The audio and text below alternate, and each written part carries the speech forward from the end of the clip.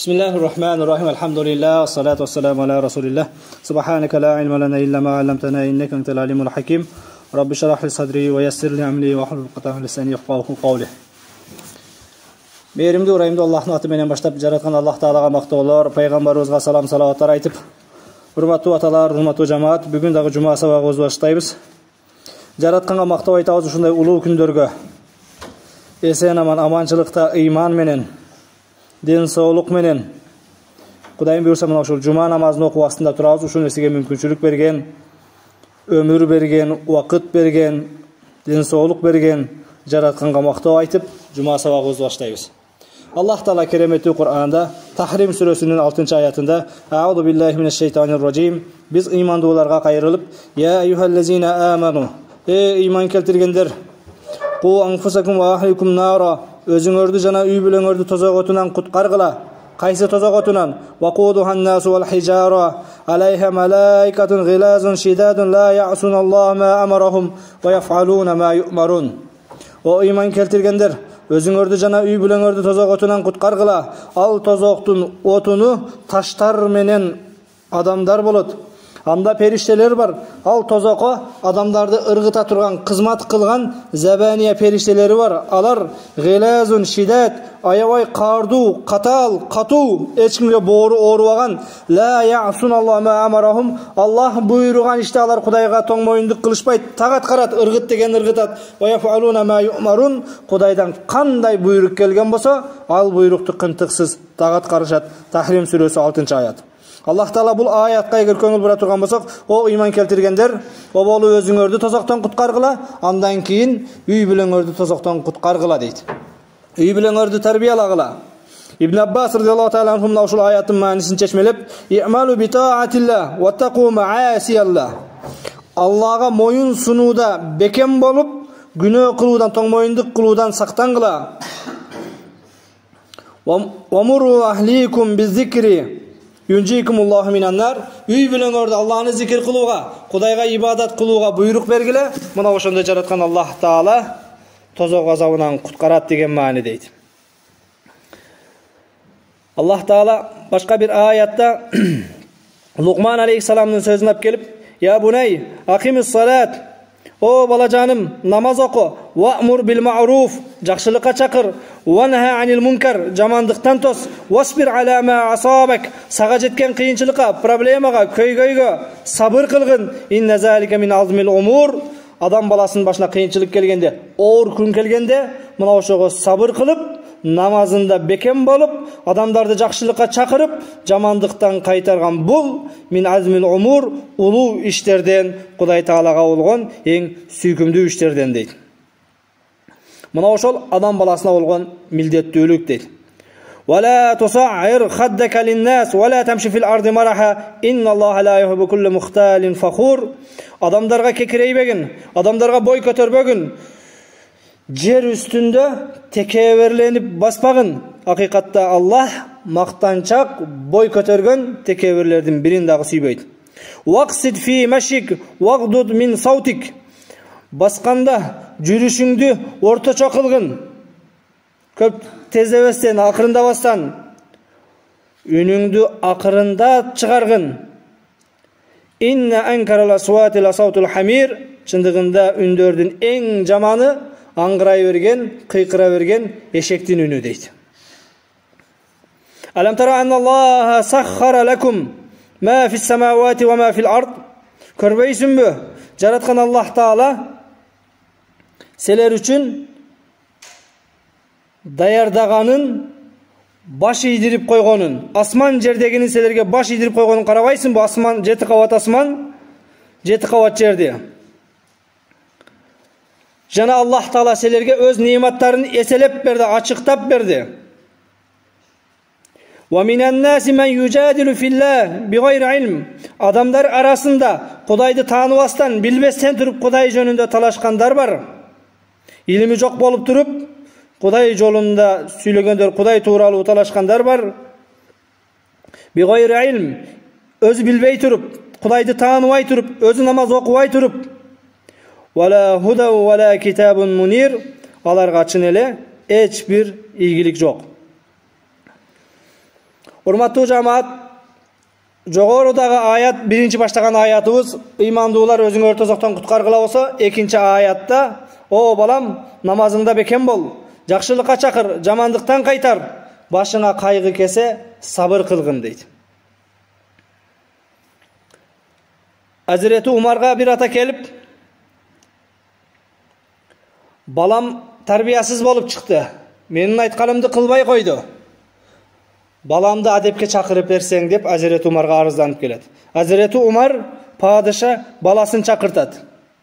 Hazreti Umar'a balanı alıp kelgenden keyin Hazreti Umar, o balam, ne oldu, ne atan adepsizlik kılasın, emni üçün atana mınday kılasın dese, Amirul Mu'minin, men bilemin atamdın aslında menin atama moyun sunup atkarışım kerek bolgon mildetler var.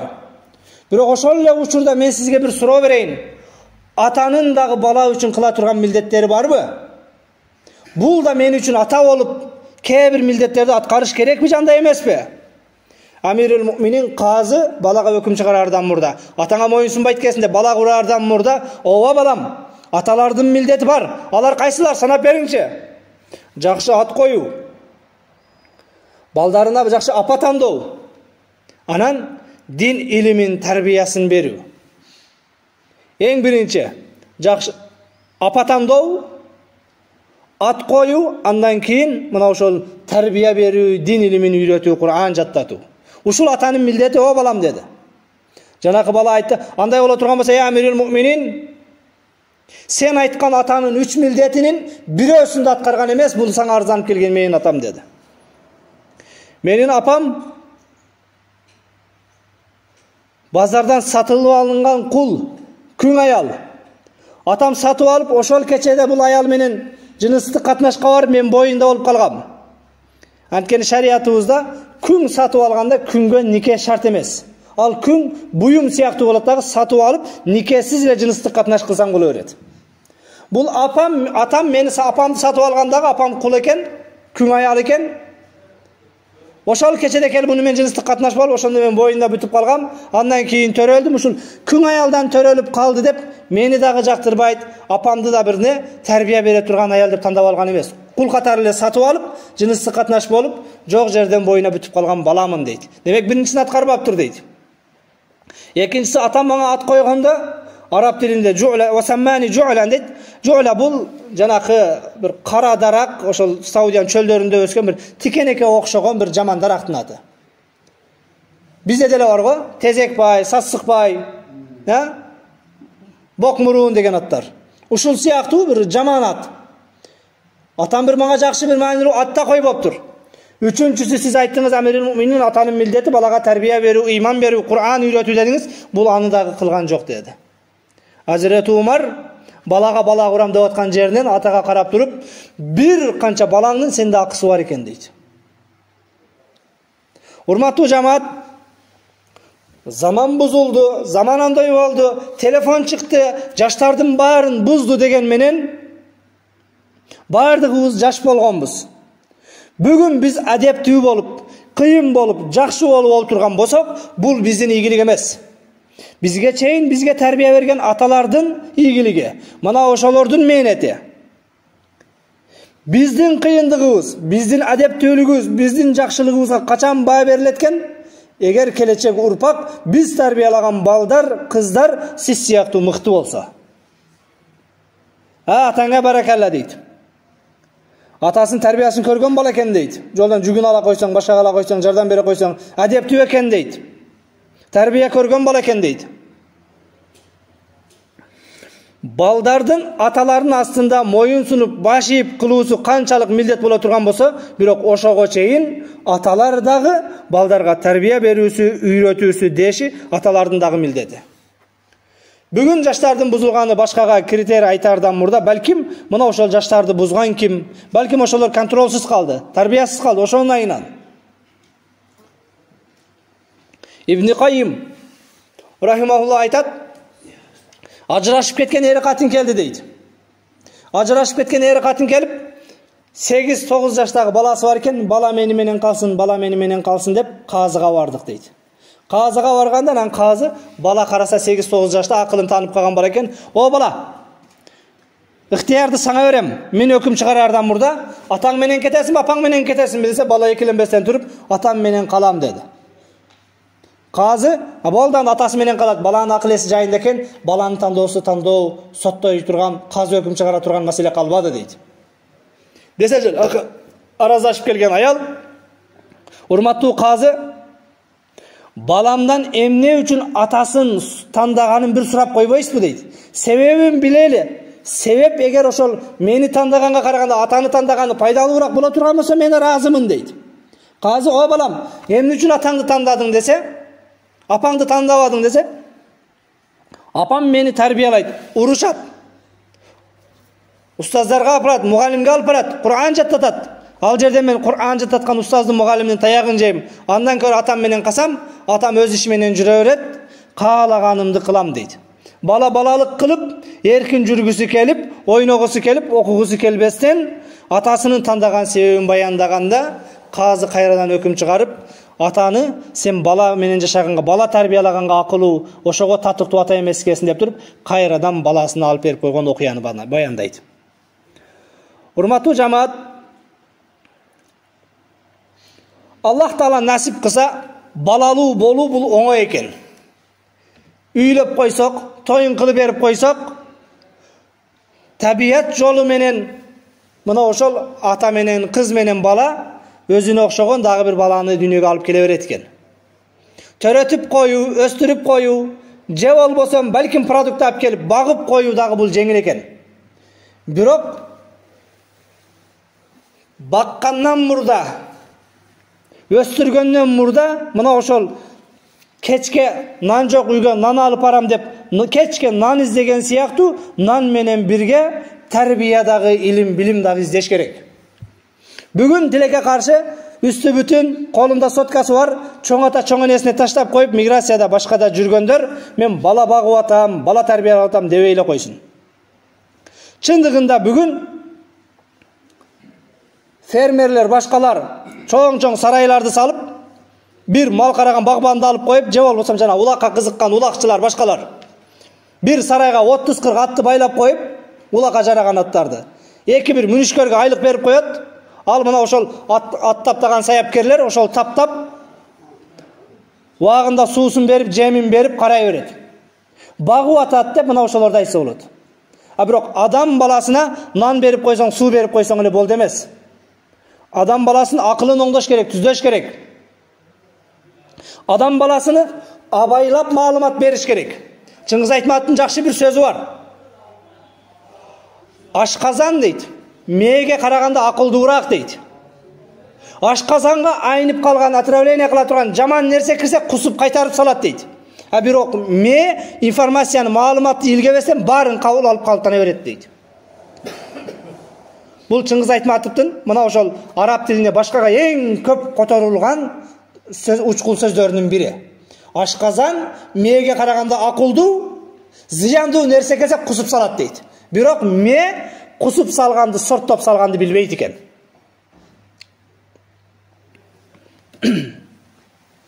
Коомчулук бир жумадан бери өтө катуу талкуу кылып аткан Кадам жайдагы мына ошол жаш кыздын зордолгону, кордолгону, ошону менен бирге 24-25 жаштагы эң бир элине, мамлекетине кызмат кылса, бир ашка тойбой турган, ишке тойбой турган, мамлекеттин керегине жарай турган жигиттердин керегине жарабастан кайгысына трагедия кылып, мына ошол коргоосуз калган, чарасыз калган байкуш 14 жашар, 13 жашар кызды зордуктап, андан ары өлтүрүп салганы мына ошол коомчулукта аябай катуу талкуу болуп атат. Бүгүн интернет майданында бардыгы ошол окуяларга комментарий жазганда 99% өлтүрүш керек, өлүм жазасын киргизиш керек, антиш керек, мынтиш керек, мына ушунун баарын айтып атат. Бардыгыбызда кыз бар, бардыгыбызда карындаш бар. Чындыгында эгер Кудай сактасын, биздин карындашты, биздин кызды кылса, биз деле ошентет болчук.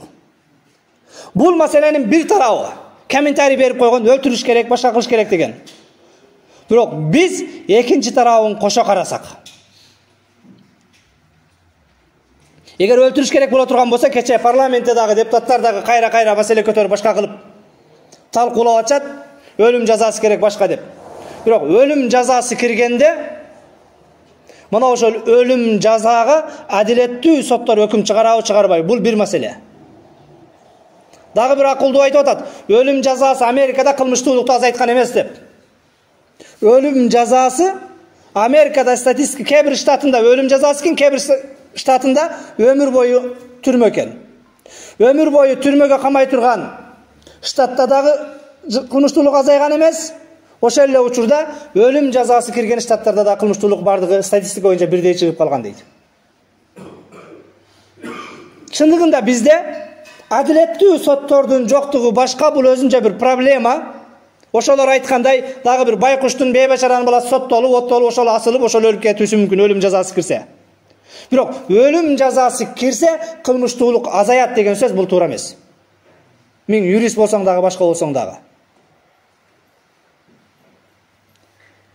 99 адамды өлтүргөндөн кийин талкуу кылып, канткенде ушул 99 адамды өлтүрбейт эле десе, мына ошол акылдуулардын бирөөсү, динсиз капыр болсо дагы, эгер мусулмандардын бир эрежесин колдонгонубузда 98 тирүү калат эле дейт. Ал кандай эреже десе, биринчисин өлтүргөндө өзүн өлтүрүш керек болчу дейт. Өлүм жазасы дегенде апчыгы элеш пешенесине мылтык менен атып салуу эмес. Шариятта мунун бир канча түрү бар. Дарга асабыз. Адамдар дарга аскандан коркпой калса, кылыч менен башын алабыз. Андан коркпой калса, ташбаран, андан коркпой калса, тоого алып чыгып ылдый зоодан ыргытабыз. Кайсыл жазанын түрү адамдарды чоочута алса, коркута алса, мына ошол өлүм жазасын киргизиш керек. Өлүм жазасы коркутпайт, атып салсаң, башка кылсаң. Ошол Бишкекке плашатка алып чыгып, анасын эстелигине 2 күн асып коюш керек өлүгүнө. Аны көргөн бала эч кимди зордуктабайт, кордуктабайт. Бүгүн бизде кылмыштуулук кайра болуп атканы биздин Кыргызстанда, мына жаңылыкта да архивден карасаңыздар, ал жерде болду, Токмокто болду, Чүйдө болду. Ал кыз, бул кыз деп олтуруп, кайра кайталанып атат. Мына ушундай кылмыштуулукка барган таксисттердин бир канча окуялары бар. Бул бүгүн бизге ачыкка чыкканы, биз билгенибиз. Бирок чыкпай калганы канча. Бул кылмыштын кайра кайталанып атканы, мына ошол биздин тополоң бол башка болуп камасын деп каматып, бирок 3 жылдан кийин, 4 жылдан кийин акчанын күчү менен бийлик алмашып кетип, башка алмашып кетип кутулуп чыгып кеткен айынан адамдар соттон, түрмөдөн, камактан коркпой калды. Эгер өлүм жазасы боло турган болсо, бул өлүм жазасы сөзсүз өз эффектин берет. Анткени бул Алланын шарияттын талабы, урматтуу жамаат. Бирок өлүм жаза кимдерге берилиш керек? Кээде биринчи жолу кылмыш кылып аткан болсо, жаш болуп аткан болсо, бул өзүнчө каралыш керек. 100 жолу адам өлтүрсө дагы, 100-нчүсүнө дагы 3 жылга камап кое берген бул болбойт.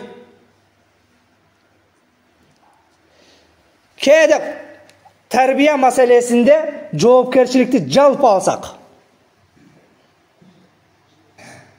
чындыгында кыздар кыска кийинет, ошон айынан болуп атат деп башка дей турган болсо, кээ бирөөлөр айтат, кыска кийинген эле барып зордуктай берсе, анда кандай болсун, андай мындай деп.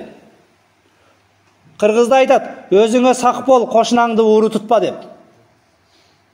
Унажын көзүн сүзбөсө, бука жибин үзбөйт дейт. Айткандын оозу жаман, ыйлагандын көзү жаман болуп калдык. Болуп өткөн окуялар боюнча бир нерсе дегенден алысмын. Болгон иш болду. Өлтүрүлсүн, камалсын, оттолсун, соттолсун.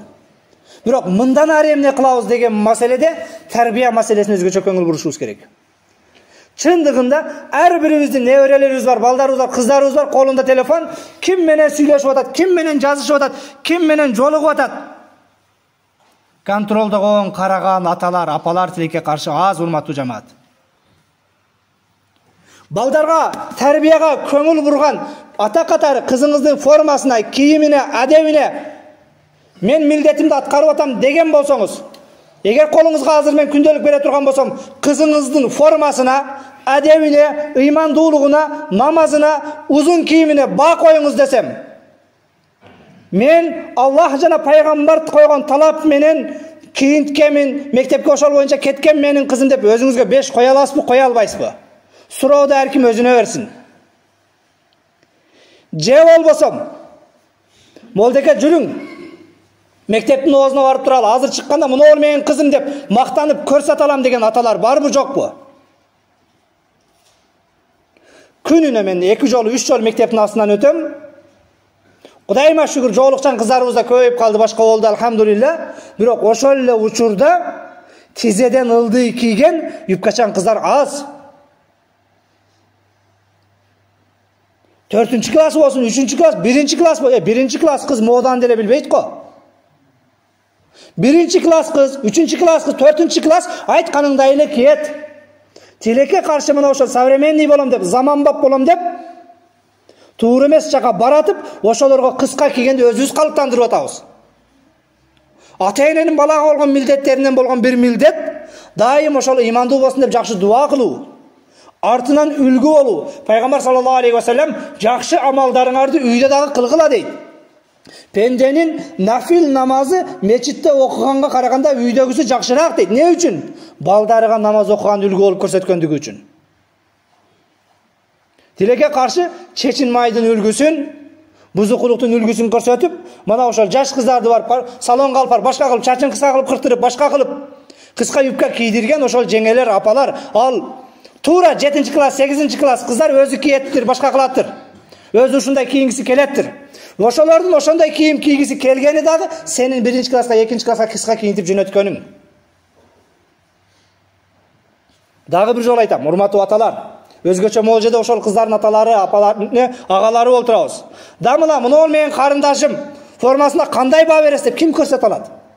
Алхамдулилла, көрсөтө ала турган жоолук менен мектепке кызын жөнөткөндөр дагы бар, жок эмес. Бирок көпчүлүгү уялат.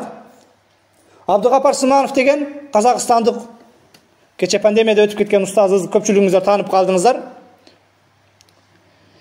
7-8 жолу ажыга барган, ажы ата үйүнө конокко чакырды эле дейт, чайга бардым дейт. Эсиңиздерде болсо мурда да бир жолу айттым элем. Үйүнө барып чай ичип отурсак, жаш кыз шортикчен дейт. Тамак алып келет, башка кылат дейт. Анан таң калдым дейт. Бу ажекенин үйдө бул 7 жолу ажыга барган аксакалдын кызыбы, небересиби деп таң калган дейт. Кызматчысы болсо керек деп. Ажата бул ким бу кыз десем дейт. Шырагым гой, шырагым деди дейт. Эркем чырагымга чырагым деди дейт. Ушу шырагың сенин 7 жолу эмес, 70 жолу ажыга барсаң да тозокко тагат дедим дейт. Формасын карабайсыңбы ажыга баргачаң дедим дейт. Кээде молжеркел имандуу болуп көрүнүп, башты ылдый кылып, жумада маселе окуп намаз окуганыбыз менен урматтуу жамаат, мен сыртка чыкканым жок. Жалпы ошту сүйлөгөнүм жок. Өзүбүздүн мына жапалак айылын айтып атам. Мына ошондуктан эми шаардагы форма, шаардагы кийимдерди айтпай эле коеюн. Бирок бизди көгүлтүр экрандан башкадан интернеттен көргөндөр бар. Силерге дагы мына ушул суроо, коркпостон, уялбастан мол менин кызым деп көрсөтө ала тургандар барбы? Пайгамбар саллаллаху алейхи ва саллям Саад ибн Абу Ваккаска карап туруп, "Мана Саад ибн Абу Ваккас менин тайкем" дейт эле. "Кана силердин тайкеңер көрсөткүлөчү" деп мактанат эле. Пайгамбар өзүнүн тайкеси менен мактангандай, узун кийинген, намаз окуган кызы менен мактана турган, карындашы менен мактана турган агалар, эркектер барбы биздин жамаатта, же болбосо биздин мына көрүп аткандар арасында?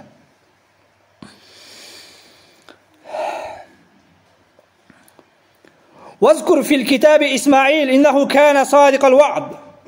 Исмаилди эстегин. Ибрахим пайгамбардын баласы Исмаил алейхиссалам жөнүндө сөз болуп атат. Иннаху кана садикал ва'д. Ал уадасында чынчыл эле. Ва кана расулан набия. Аллахтын жөнөткөн пайгамбары, элчиси эле. Ва кана я'муру ахлаху бис-сала. Ал Исмаил үй бүлөсүн намазга буйруйт эле, ва закат, закетке буйруйт эле. Ва кана инда роббихи мардия. Жана жараткан Аллах таала андан ыраазы болгон. Ал Кудайдан ыраазы болгон, Кудай да андан ыраазы болгон менин пендем эле дейт. Исмаилди эстеп көр, Исмаилга назар сал. Ал Исмаил Аллахтын пайгамбары эле, элчиси эле. Кана я'муру ахлаху бис-сала ва закат. Үй бүлөсүн намазга, закетке буйруйт эле. Ва кана инда роббихи мардия. Жана Роббиси андан ыраазы болгон эле, кылган тарбиясына, таалимине, мына ошол балдарына бөлгөн көңүлүнө, балдарына көңүл бурган адеп ахлак тарбиясына. Пайғамбар саллаллаху алейхи вассаламға жаратқан Аллах Тағала қайырылып, «Уамур ахлака бис-сала». Ей Мұхаммад, үй бүлеңді намазға бұйыр. «Уастабир алейха». Бірақ намазға бұйырғаныңда айтқанды қылбағандар шығады, қарсы шыққандар шығады, атаке тойға оздың дегендер шығады. «Уастабир алейха». Аларға сабыр қылғын. «Ла насалука ризқан, нахну нарзуқук, вал ақибату лит-тақва». Ырысқы сұрауағын, шындығында ырысқыны біз береміз. Ал эми акырет жыргал жашоосу бул таквалар үчүн дейт. О Мухаммад, үй бүлөңдү намазга буйруп, сабыр кылгын, бизден ырыскы сурабагын, ырыскыны биз өз учурунда берип турабыз дейт. Бүгүн жараткан Аллах Тааладан балдарыбыздын таалим тарбиясын сурайлы. Ачка өлгөн адам дээрлик жокко эсе. Биздин Кыргызстанда бүгүн ачарчылыктан өлгөндөр жок. Больницага тескерисине бара турган болсок, ооругандардын 150% мына ошо диета деп, башка деп, семиздиктин айынан, кутурганын айынан, тойгондун айынан ооруп атат. Ачкачылыктан ооруп, ачкачылыктан өлгөндөр жокко эсе. Тойгондун айынан өлүп, токтуктун айынан диета сактап, башка кылып, тойго барса да, катмыга барса да, малдын шорпосу, койдун шорпосу деп тамакты тандап ичип калган, мына ошол токчулуктан өлүп аткан заманда жашап атабыз. Тилекке каршы ошого карабастан бүгүн миграция деп, башка деп, үй салам деп, машина алам деп бала тарбиясы калып кетти, урматтуу жамаат. Үй дагы өз учурунда, машина да өз учурунда болор. Чындыгында биз сыртка балдарды тарбиясыз калтырып коюп тапканыбыз бар. Бирок тапканыбызга караганда жоготконубуз көбүрөөк. Кече эле мына ошол Кадамжыда бир 13 жашар кызыбыздан айрылып отурабыз. Билбегенге катардагы бир кыз өлдү, окуучу өлдү. Бечара жаш кыз экен дедик, башка дедик, ата-энесине сабыр берсин дедик. Бешиктеги баларын бек болорун ким билет дейт. Балким Курманжан Даткадай болгондагы бир энебизден айрылдык. Эртең келечекте кандай гана урпактарды тарбиялай турган бир чыныгы элүүнө жерине кызмат кыла турган бир энеден айрылып отурабыз. Кумтордон алтын кетти, башка кетти деп баарыбыз талкуулайбыз, бирок адам кетти деп адам жоготтук деген адам жок. 19 тонна алтын чыгыптыр, 16 тонна алтын кетиптир, башка дейбиз. 1 миллион адам тентип кетти, бирөө сүйлөп койбойт. Учуру келсе, байып келсек, экономикабыз көтөрүлсө, ошол дүйнөнүн биринчи сорттогу алтынын сатып келишибиз мүмкүн. Бирок адам сатып келип, мекенге кызмат кылдырып, могу жерде бизге гражданин кылып, жаран кылып алуу бул мүмкүн эмес. Адам табыш кыйын. Эң чоң байлык бул адам болуш керек. Ар бир адамдын өмүрү бизге баалуу болуш керек, сакталыш керек. Тилекке каршы мына ошол үй деп, мода деп, башка деп олтуруп, көп балдар тарбиясыз калып атат. Айтайын дегеним, урматтуу аталар, буга чейин өлгөндөрдү Алла рахматын алсын, кылган кылмышкерлер жазасын алсын, өлүм жазасы болобу, башка болобу. Мына ошого тарбия берген атасынан алат, энесинен алат, каргыш. Бирок бул акыркысы деген сөз эмес. Мындан ары, мына ошол ар бирибиз өзүбүздүн балабызды, кызыбызды көзөмөлдөсөк. Балки мына ошол 24-25 жаштагы балдардын ошол зордуктоого, башкага барып атканы бүгүнкү күндөгү биздеги үйлөнүүнүн, той кылуунун, закис кылуунун, кафеде, ресторанда той өткөрүүнүн проблема болуп, ашыкча чыгым болгондугу себептир. Жөн эле тарбиясыз экен, башка экен, психикасы нет экен, соо адам мындай кылбайт дебесен, сен соо экенсиң. Бүгүн үйүңө жуучу келгенде, башка келгенде шарият эрежеси менен кызыңды турмушка узат, балаңды шарият эрежеси менен үйлө.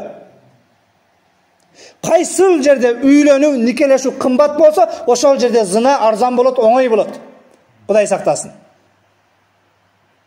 Бүгүн кээде келин алганда ыйманына, жоолугуна, кийимине, адебине карабастан атасынын мансабына, минип жүргөн машинасына, кээде келин алып атам, паланчанын кызын алып атам дебестен, кызга кошуп, үйүнүн размерин чызып берген, жазып бергендерге биз күбөбүз. Кызың себине мончого монча сервант келсин, гарнитур алып келсин. Кызыңдын себи тура турган үй мынчага мынча, мынчалык турецкий килем алып ке, иранский килем алып ке деп. Сен килем, гарнитур алып аткан жоксуң, сен келин алып атасың. Балаңа тарбиялай турган, сен урпагыңды улай турган эне алып атасың. Тилекке каршы мына ошол алып аткан кызга, келинге көңүл бурбастан, мына ошол материалдык нерсеге көңүл бургандын айынан, мына ошол жигиттер үйлөнө албай жүрүп, балким ошол өзүнүн карманасынан ошого барып аткандыр. Пайгамбарыбыз саллаллаху алейхи вассалам: "Я маашара шабаб, жигиттер, ман сатаа минкумул баа, силердин араңардан ким үйлөнгөнгө кудурети десе, фалиятазаввач, ал үйлөнсүн. Ал эгер үйлөнгөнгө кудурет жетпесе, акчасы жок болсо, башкасы жок боло турган болсо, же анда убактылуу ошол той кылганга башкага проблема жок болсо, орозо кармасын" дейт. Бүгін же ал тармағын қиратпадық, же бұл тармағын қиратпадық, мәселеден өтіп біреу айдай шырақтай қызынан айырылып отырады. Урматтуу жамаат, критика қылғанға, сын айтқанға бардығыбыз ұстабыз, бирок мәселенің ең негізгісі Құдайға қайталы. Бәлкім ошол біз буга чейин тарбияга көңүл бурбай койгондон бул окуялар кайталанып атат. Бәлкім ошон биздин жаштардын баары ушундай болуп калды. Бирок бул бүттү деген сөз эмес. Келиңиздер Кудайдан үмүт кылалы, тарбияга көңүл буралы, кайталы. Жааган жамгыр дайым жаап тура бербейт. Күн ачылып күн чыгат. Кече аптаптуу жайдын ысыгынан өттүк. Өтүп кетти, алдагы уже күз келди, кыш келип атат. Кыш канчалык суук болбосун, баары бир жаз келет. Башыңыздагы проблема бір күн болса бір күн кетет. Бул убактылуу. Аллах Таала өзгөртүп турат, алмаштырып турат. Келиңиздер эми ушу боюнча биз тарбиясыз болуп калдык, биздин балдар өлдү, жаштар өлдү, башка болду дебестен, бәлким Кудайдан үмүт кылып жакшыраак аракет кылалы. Мындан ары мына ошол эмне дайым бир жаман негатив жаңылыктар интернетте аябай байма-бай чыгып өтө көп таркап атат. Келиңиздер бир жакшы жаңылыктар менен, башкалар менен, ийгилик менен Кудайым буйрса мына ошол сыймыктана турган, мактана тургандай өлкө бололу. Мына ошол нерсе бул алмапуш оозума түш менен болбойт. Ар бирибиз куллукум раин ва куллукум мас'улун, ар бирин койчуман сыяктуу жооптуусуңар. Жооптуу болгон нерсеңден сураласыңар дейт. Ата мына ошол үй бүлөдө жооптуу, мына ошол сизге баш ийген кыздарыңыз болсун, балдарыңыз болсун, таалим тарбиясына көңүл буруңуздар. Субхана раббика раббил иzzati amma yasifun ва саламун алал мурсалин валхамдулиллахи раббил аламин. Жараткан Аллах Таала өзүңдөн жалбарып суранарбыз. Элибизге, жерибизге имандуулук бергин, адеп акылак бергин, корк менен өзүбүздү оңдогон я раббана раббал аламин. Жараткан Аллах Таала мына ушул бүгүнкү күнгө чейин мазлум болуп, зулум чегип өтүп кеткен мусулман бир тургандарды өзүң рахматың алгын. Ошолордун катарында Аллахым адам келбетинде болгон айбандардан кордук көрүп, мазлум болуп өлгөн мына ошол кадамжада карындашыбызды өзүң рахматың алып, бейишиң менен тосуп алгын я раббана раббал аламин. Жараткан Аллах Таала эртең кыяматта өзүң ата-эне бир туугандары менен бейиш бакчаларында бирге болуучулардан кылгын я раббана раббал аламин. Жараткан Аллах Таала ар бирибизди мына ошол үй бүлөбүзгө жооптуу кылгын. Адеп аклагына, тарбиясына көңүл буруучулардан кылгын. Эртең кыяматта ошол үй бүлөбүздүн Аллахым сурак саалын өзүң жеңил кылгын я раббана раббал аламин. Элибизге, жерибизге өнүгүү, өсүү бергин. Өнүгүү менен, өсүү менен бирге жараткан Аллах Таала мына ошол иманыбызды, адебибизди күчөткүн. Экономикабызды менен көтөргөн менен бирге, экономикадан дагы баалуу болгон Аллахым адеп аклак, кулк мүнөз иманыбызды күчөткүн я раббана раббал аламин. Ва саллаллаху тааля аля хайрил Мухаммад ва аля алихи ва сахбиhi ажмаин. Би рахматика я архамар рахимин. Амин. Аллаху акбар. Алла разы болсун. Азан айтыңыздар.